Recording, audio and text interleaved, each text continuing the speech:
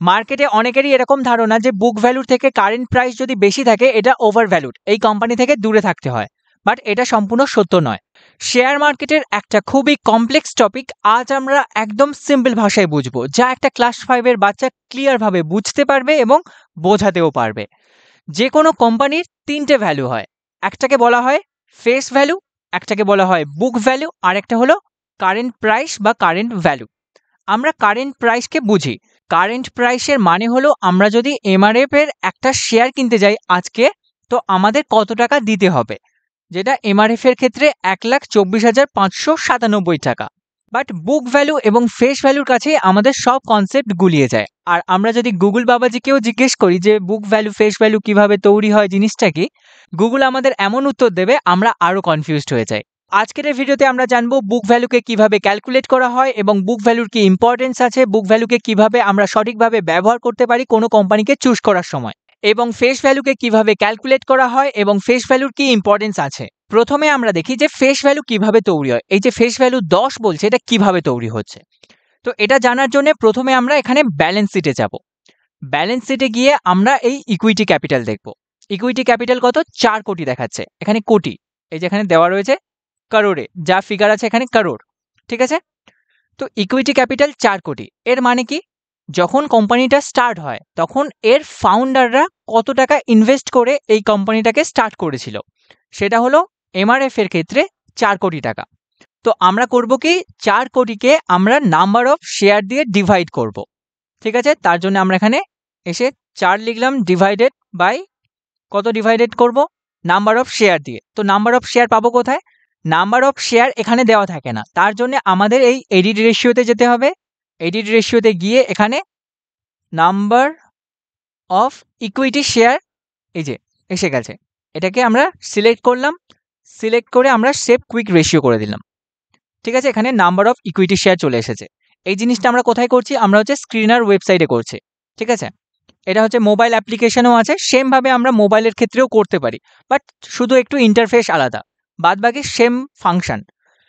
তো এখানে আমরা করব কি, এবারে আমরা এটাকে কপি করব, এটাও হচ্ছে কারোরে দেওয়া আছে, ঠিক আছে, মানে এখানে 42 লাখ শেয়ার আছে। এবারে এখানে গিয়ে আমরা এখানে ডিভাইড করে দেবো, 4 কোটিকে এটা দিয়ে ডিভাইড করে দেবো।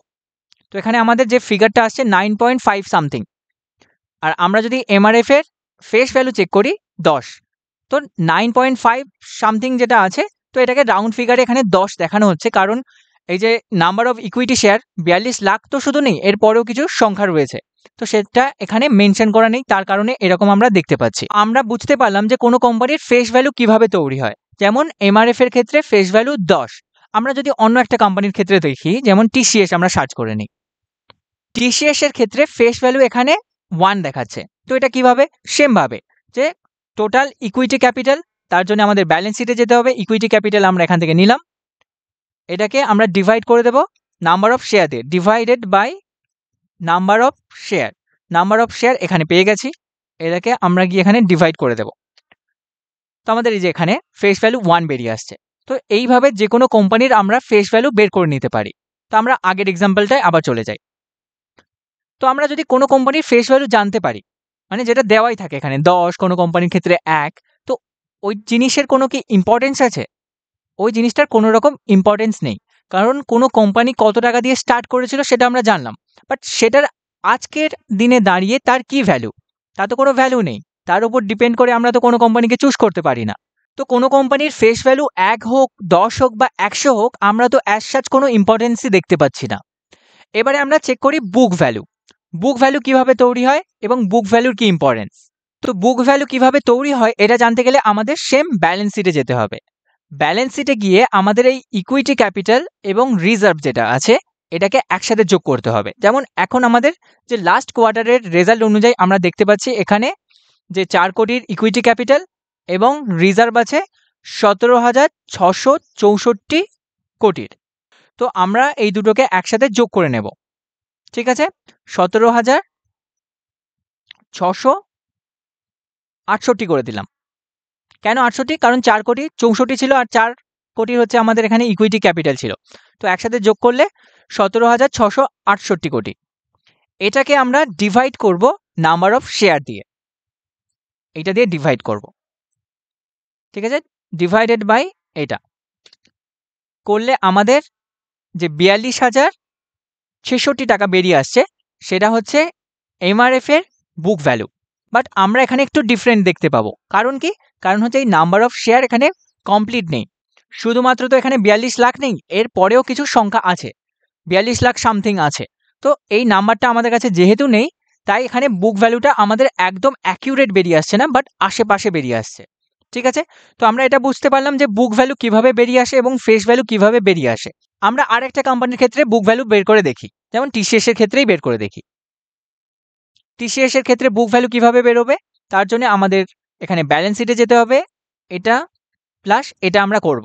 ঠিক আছে, এখানে এসে আমরা এটা প্লাস এটা প্রথমে করে নিলাম। ঠিক আছে, কত আসছে? এই ফিগারটা আসছে। এবারে এটাকে আমরা ডিভাইড করব নাম্বার অফ শেয়ার দিয়ে। ঠিক আছে, নাম্বার টিসিএস এর নাম্বার অফ শেয়ার কতগুলো আছে? এইটা। তো আমরা 362 কে ডিভাইড করে দিই। ঠিক আছে, দেখি আমাদের রেজাল্ট কি আসছে, 280। ঠিক আছে, এবারে এটা হচ্ছে আমাদের বুক ভ্যালু বেরিয়ে এলো টিসিএস এর ক্ষেত্রে।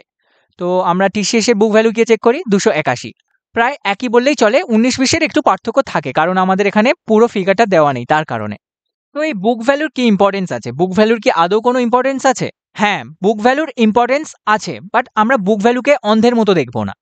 মানে মার্কেটে যেমন নর্মালি দেখা হয় যে বুক ভ্যালুর থেকে যদি কারেন্ট প্রাইস বা শেয়ার প্রাইস বর্তমানে বেশি থাকে সেটা হচ্ছে ওভার ভ্যালুড, সেখান থেকে দূরে থাকতে বলা হয়। বাট মার্কেটে আমরা যত কোম্পানি আছে তাদের যদি বুক ভ্যালুর সাথে তাদের কারেন্ট প্রাইস চেক করে দেখি, তো বেশিরভাগ সময় আমরা পাবো যে কারেন্ট প্রাইস বেশি বুক ভ্যালুর থেকে। যেমন কিছু এক্সাম্পল নিয়ে নিচ্ছি, যেমন হচ্ছে ইনফির ক্ষেত্রে যদি দেখি, ইনফোসিস এখানে book value 218 but current price 1900।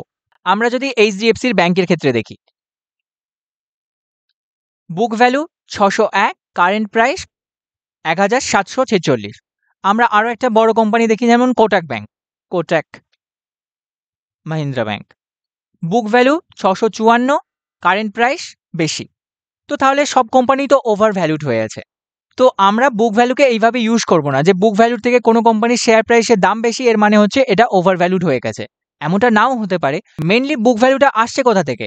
বুক ভ্যালুটা আসছে কোম্পানির কাছে অরিজিনাল কত টাকা আছে। যেমন আমরা যদি এই কোম্পানির ক্ষেত্রে দেখি, এই কোম্পানির কাছে এত টাকা রয়েছে, এটা প্লাস এটা করলে বুক ভ্যালু আমাদের বেরিয়ে আসে। বাট এটাও আমাদের বুঝতে হবে যে এই কোম্পানিগুলো কন্টিনিউয়াসলি গ্রো করছে, প্রফিট করছে। তো মার্কেটে বেশিরভাগ সময় আমরা দেখব এই কোম্পানিগুলো প্রিমিয়ামে চলছে, মানে বুক ভ্যালুর থেকে বেশি দামে মার্কেটে ট্রেড করছে। এবং এই জিনিসটা নর্মাল, এবং এই জিনিসটাই আমরা মার্কেটে বেশিরভাগ কোম্পানির ক্ষেত্রেই দেখতে পাবো। বাট কিছু কিছু কোম্পানির ক্ষেত্রে আমরা দেখতে পেতে পারি যে বুক ভ্যালুর থেকেও কারেন্ট প্রাইস নিচে আছে।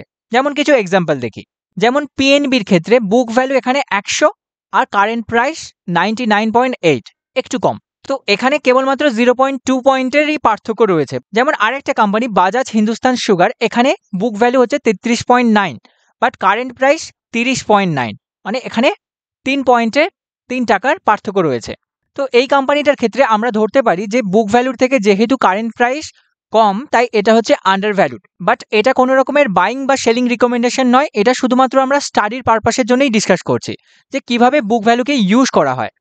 তো এই কোম্পানিকে আমরা যদি বুক ভ্যালুর দিক থেকে দেখি, এটা হচ্ছে আন্ডার ভ্যালুড, বাট এখানে আরওসি নেগেটিভে দেখাচ্ছে। আমরা এবারে মার্কেটে যত আন্ডার ভ্যালুড কোম্পানি আছে, মানে বুক ভ্যালুর থেকে শেয়ার প্রাইস যাদের নিচে আছে, সেই কোম্পানিগুলোকে বাছি। তো এটা কিভাবে বাছবো? এটার একটা ট্রিক্স আছে। তার জন্য আমাদের এই স্ক্রিনার্সে যেতে হবে। এই স্ক্রিনার্সে গিয়ে আমাদের ক্রিয়েট এ নিউ স্ক্রিন করতে হবে। তারপরে এখানে গিয়ে আমরা সার্চ করব যে প্রাইস টু বুক ভ্যালু, এইটা, এর উপর ক্লিক করলাম। এবারে একটা আমরা লেস দেন সাইন দেব, তারপরে স্পেস দিয়ে 1 করব। ঠিক আছে, price to book value less than sign দিয়ে 1, তারপরে রান দিস কোয়ারি। তো আমাদের এখানে যত কোম্পানিগুলো বেরিয়ে আসছে এগুলো সবই হচ্ছে বুক ভ্যালুর থেকে তাদের শেয়ার প্রাইস কম। তো এখানে আমাদের 785টা এমন কোম্পানি বেরিয়ে আসছে যাদের বুক ভ্যালুর থেকে শেয়ার প্রাইসের দাম কম আছে। তো আমরা এবারে কি করব, আমরা এখানে গিয়ে এই যে মার্কেট ক্যাপ আছে, আমরা মার্কেট ক্যাপের উপর ক্লিক করব। তো এটা করলে কি হবে যে মার্কেট ক্যাপিটালাইজেশনের উপর ডিপেন্ড করে আমাদের সবথেকে বড় কোম্পানি সবার উপরে চলে আসবে এবং যত ছোট ছোট কোম্পানি আছে সেগুলো নিচে চলে যাবে। যেমন সবার উপরে আমাদের এখানে ওএনজিসি আসছে। তারপরে কানাড়া ব্যাংক, তারপরে Union Bank, Bank of India, Shell. তো আমরা এই ট্রিক্সের মাধ্যমে মার্কেটে যত বুক ভ্যালুর দিক থেকে, কেবলমাত্র বুক ভ্যালুর দিক থেকে আন্ডার ভ্যালু কোম্পানিগুলো আছে সেগুলোর এরকম লিস্ট পেয়ে যাচ্ছি। আর সেটা এখানে যে লিস্ট বেরিয়ে আসছে 785টা কোম্পানির। তো এইভাবে আমরা যতগুলো কোম্পানি পেলাম এগুলোকে গিয়ে আমরা ফান্ডামেন্টাল অ্যানালাইসিস করব। ফান্ডামেন্টাল অ্যানালাইসিস করে যদি আমরা দেখি এই কোম্পানিগুলো স্ট্রং কোম্পানি, ভালো কোম্পানি, তারপরে আমরা এর টেকনিক্যাল অ্যানালাইসিস করব। টেকনিক্যাল অ্যানালাইসিস করে যদি পাই যে কোনো চার্ট প্যাটার্ন বানাচ্ছে, কোনো প্রপার স্ট্র্যাটেজি বানাচ্ছে, তখন আমরা আমাদের ডিসিপ্লিন মেনে একটা কোম্পানিতে আমাদের টোটাল পোর্টফোলিওর 5%-এর বেশি কখনোই ইনভেস্ট করা ভালো নয়। তো আমরা আমাদের ক্যাপিটালের 5% একটা কোম্পানিতে প্রপার স্ট্র্যাটেজি মানে ইনভেস্ট করতে পারি বা ট্রেড করতে পারি। কিভাবে কোনো কোম্পানির ফান্ডামেন্টাল এবং টেকনিক্যাল অ্যানালাইসিস করতে হয় তা নিয়ে আমরা অলরেডি ভিডিও বানিয়েছি, ভিডিওগুলির লিঙ্ক ডেসক্রিপশনে দেওয়া আছে, ওখান থেকে চেক করে নিতে পারবেন। তো আজকের ভিডিওর কনক্লুশন কি, যে বুক ভ্যালুর থেকে যদি শেয়ার প্রাইস বেশি থাকে ওটা যে খারাপ কোম্পানি এমনটা নয়, ওটা ওভার ভ্যালু নাও হতে পারে, কারণ ভালো কোম্পানি সবসময় প্রিমিয়ামে ট্রেড করবে। আর যে যদি কোনো কোম্পানি বুক ভ্যালুর থেকে নিচে থাকে এটা যে একদম ভালো কোম্পানি আন্ডার ভ্যালুড হয়ে গেছে এমনটাও নয়। আমাদের তার সাথে অন্য ডেটা পয়েন্টগুলোও চেক করতে হবে। যদি বুক ভ্যালুর থেকে শেয়ার প্রাইস নিচে থাকে সেটা অবশ্যই ভালো, বাট যদি ওপরে থাকে সেটা যে খারাপ কোম্পানি এমনটা নয়। আশা করি আজকের এই ভিডিওটি থেকে ফেস ভ্যালু এবং বুক ভ্যালু কি, কিভাবে তৈরি হয় এবং এর ইম্পর্টেন্স কি তা বুঝতে পেরেছেন। আপনার যদি কোনো প্রশ্ন থাকে বা আগামী দিনে কোন টপিকের ওপর আপনি ভিডিও দেখতে চান অবশ্যই তা কমেন্টে জানাবেন। ভিডিওটি ভালো লাগলে অবশ্যই লাইক দেবেন, আগামী দিনের ভিডিও দেখার জন্য চ্যানেলটি সাবস্ক্রাইব করবেন এবং আপনার বন্ধু ফ্যামিলি মেম্বার যারা শেয়ার মার্কেটে নতুন আসছে তাদের সাথে এই ভিডিওটি অবশ্যই শেয়ার করবেন। শেয়ার করার মাধ্যমে আমরা একসাথে গ্রো করতে পারবো। আবার দেখা হবে নেক্সট ভিডিওতে। ধন্যবাদ।